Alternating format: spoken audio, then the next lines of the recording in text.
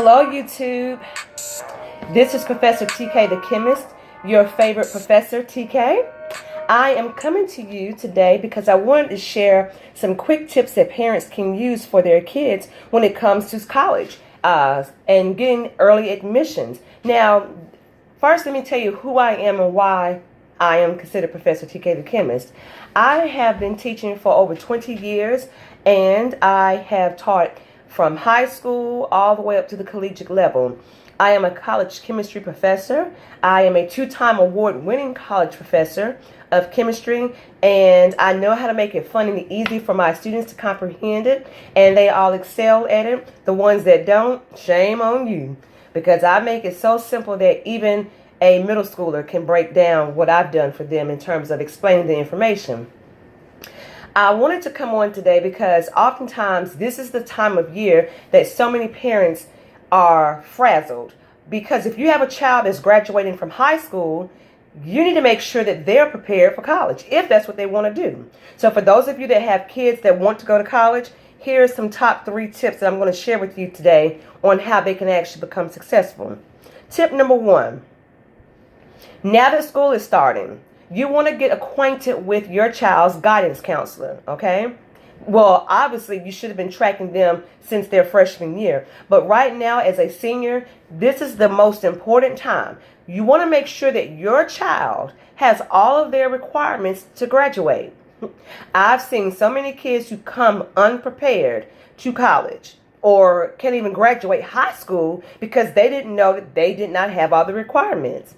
So you want to make sure that you go and meet that guidance counselor one day this week or one day next week.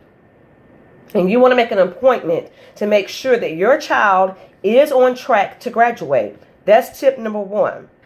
And if they are on track to graduate, then we can move forward to tip number 2. Number 2, once you've gotten acquainted with the guidance counselor and they've told you that your child is set for graduation, you need to make sure that they have taken the right college courses to prepare them. Now, let me explain something to you about that. Okay, I teach at a community college, and I love working with community college students because oftentimes these are students who are coming in either straight from high school, saving that money, or they're coming back to school after taking some time off, or they may have waited later in life to go back to school. So we have traditional students and non-traditional students who come in and take courses. Now, let me break down what happens this time of year for your high school senior. If they want to go to college or even a community college, okay, because you're going to save money, not only are you going to go in there and talk to their guidance counselor, but you want to make sure that they've taken the SAT. Now, if they're going to a community college, but check your area, the SAT is not required. It is not required. And I would recommend that you do that more so than, going to a 4-year university, particularly if you have a child that doesn't even know what they want to do with their life. So I would go on to, have them go to a community college and do that versus, going through the application process of a university. Now, if your child wants to go on to the university because they know exactly what they want to do, hopefully you've had them take the SAT. If they have not taken the SAT right now, what you need to do is go in and register under collegeboard.org, okay? collegeboard.org. And you want to make sure that your child is prepared to take the SAT in October. The reason why October is the next day is because, think about it, most college applications for early admissions is usually done before December. They usually give their first notifications of those kids who are going to get early acceptance around December. So if you go in and apply for college right away, like around this time, your child will have the opportunity to get early acceptance. So if your child has taken the SAT and their score was okay, you can still apply. And then the new score will be sent to the school, to the university, okay? So you have to make sure that your child checks that off on the collegeboard.org's website. Now, here's the catch, though. If your child did not take the SAT, and this is their senior year, Go ahead and let them take it in October, because those scores will be back in like 4 weeks or so. All right, give or take 4 weeks.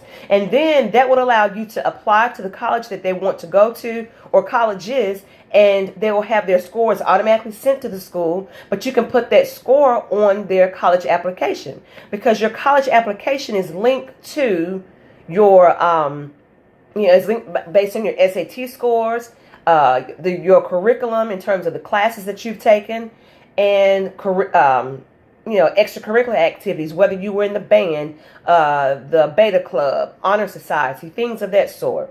So you want to make sure that you get those things on board for your child, because here's the other thing. Not only do you want to have those two things done before, time goes by, but you also want to make sure that having those two things done will get you to the third thing, and that is applying for scholarships. Now, in my area here in North Carolina, my children were able to take college courses at the community college here for nothing. They didn't have to pay for those courses, and they took them from their junior year to their senior year, and they actually graduated from high school early and was able to fill in the gaps of their schedules with those college courses. Now, on average, it costs about $300 at a community college to take a course.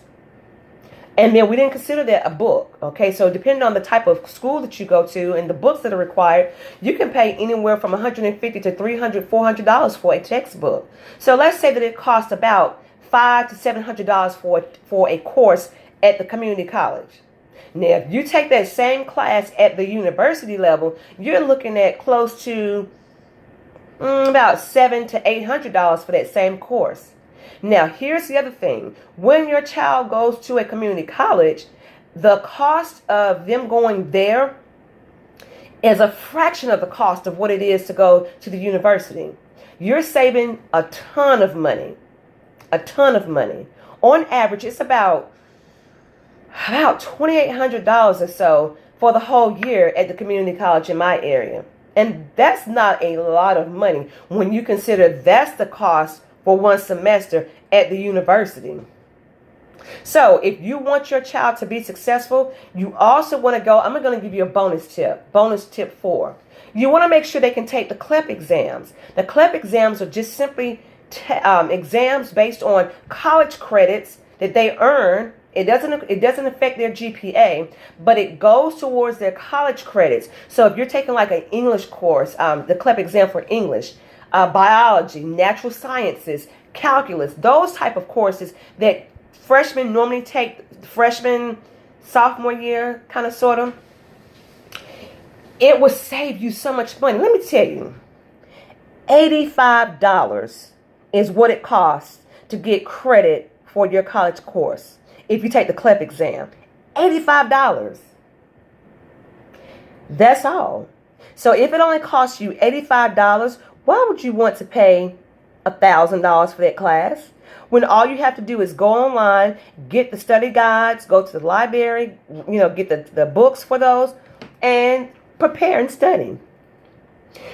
This is how your child can actually go to school for low cost. Okay, so that's the low on their education. All right. So I didn't want to be too long. I am going to do a webinar on this very topic in 2 weeks or so. And I'm going to, you can follow me on Instagram. I'm going to put the link on Instagram. And I'm on Instagram at TK the Chemist.